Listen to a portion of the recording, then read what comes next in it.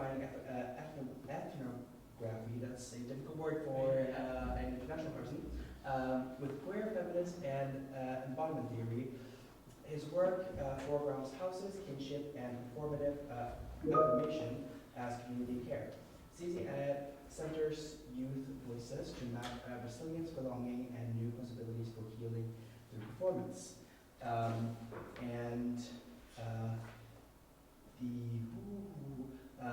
The name of the project is Teaching the Body to Shine, Ballroom Support for Young People's Eating Distress, Surveillance, Be Gone.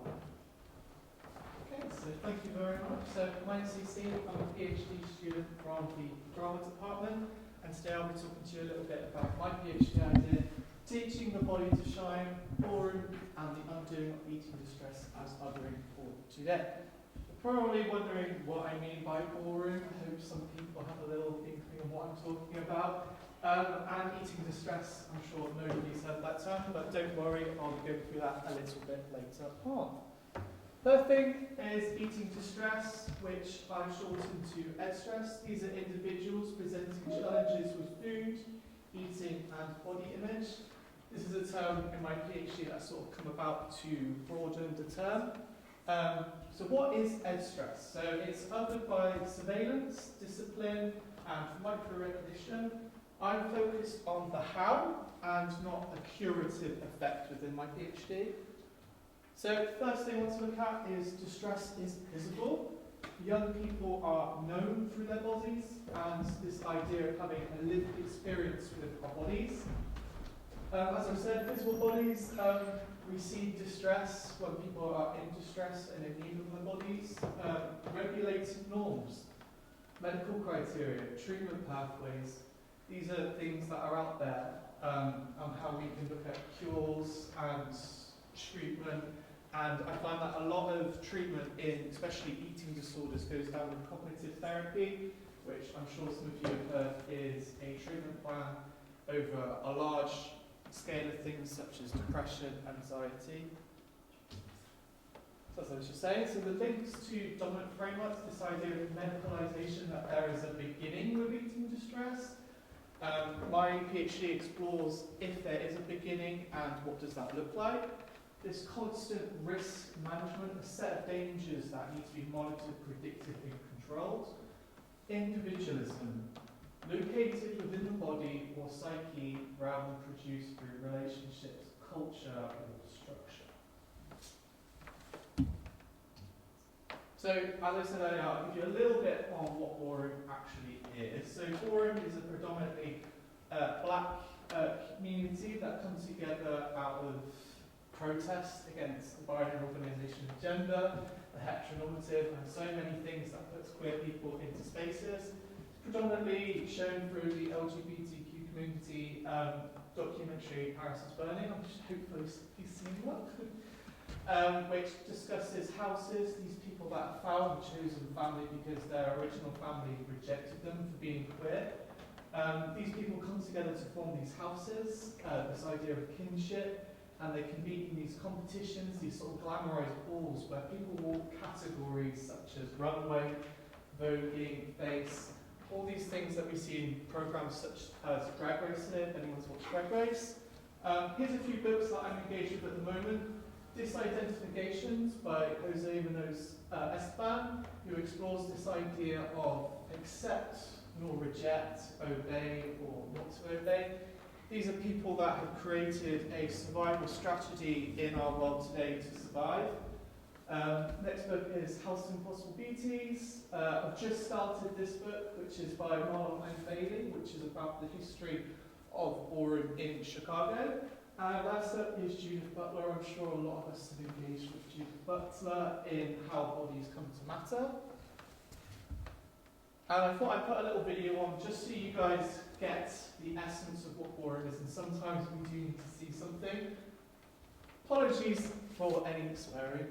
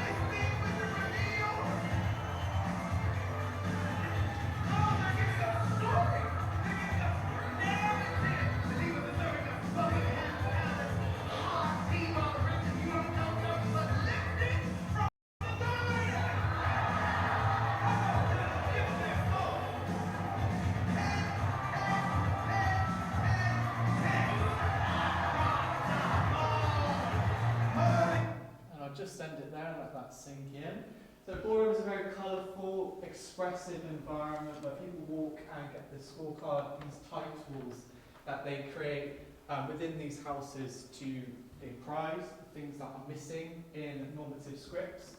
This is from a TV show called Pose by FX. I would definitely recommend it on ballroom specifically. Next I want to talk to you about is how ballroom is a counter space. My framework PhD argument is ballroom informed care, which I named BIC. This is the attempt of participation in ballroom practices or ballroom environments to utilise alternative modalities to gain systematic mitigation without a definite curative effect. I'm not looking for a cure, I'm here to lessen the stress of that de-stress. Why do we think ballroom might be able to lessen the stress and challenges of outstress specifically? This idea of affirmation. In ballroom, people are celebrated for their bodies, not judged. We have a judges panel, but the judges are here to judge on difference. Ballroom is an environment where difference is valued. Community, strong support networks, reduce shame and isolations. People that have families understand that we have those people that we can go back to, discuss what's happened during our day, our struggles. These are the communities within ballroom that are created in their house system. And last but not least, these feelings of these new skills we learn through joy, especially runway modelling. As someone born in the early 2000s, I'm pretty sure I've been wanting to look specific to these magazines and these perfect supermodels on what ideal body would look like. This has meant throughout my life I've struggled with being in a small body, then into a bigger body, and it's become a never-ending cycle of what that is. Do I want a lean body, a muscular body? What is the masculine look and the look that I want? That's a question I will never have answered for you.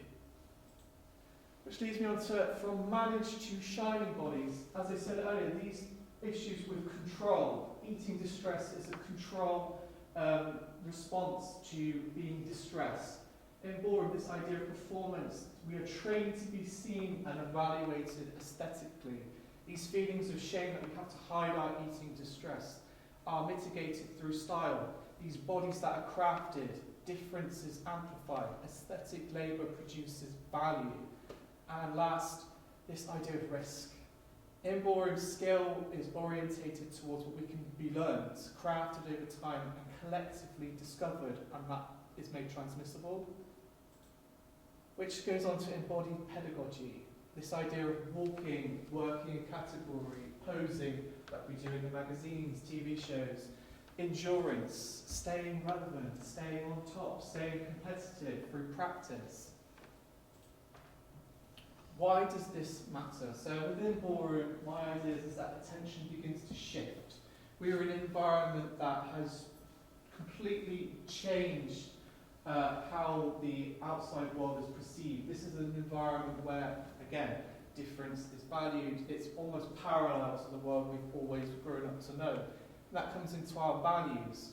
What we want out of life and what we want out of our bodies has changed. This is an environment where you get scorecards, a title, a community, which goes into those relations that shift. My methodology is autoethnography with ethnography. This idea of learning to be seen, learning endurance, and learning timing specifically. Ethnography as an anti-othering method, this idea of listening to existing knowledge and not extracting meaning. Obviously, ballroom is a very challenging experience, specifically during HIV/AIDS and the AIDS crisis, that my research isn't extracting or diluting or taking away the real meaning of ballroom, which makes me staying accountable. What ballroom offers and maybe doesn't. So, as I've said profusely, this is not something that is looking for a curative effect or a result. It's not universal. It's a horizon of what could be a shining moment. Contributions to othering studies, this embodiment foregrounded. Culture as theory, in a youth perform beyond a deficit. Contribution to relevant research, there's less correction in ballroom, there's more collaboration and more heightened of the aesthetics, what can be created. This is a reference list if anyone wants to get engaged with any of the things I'm looking at.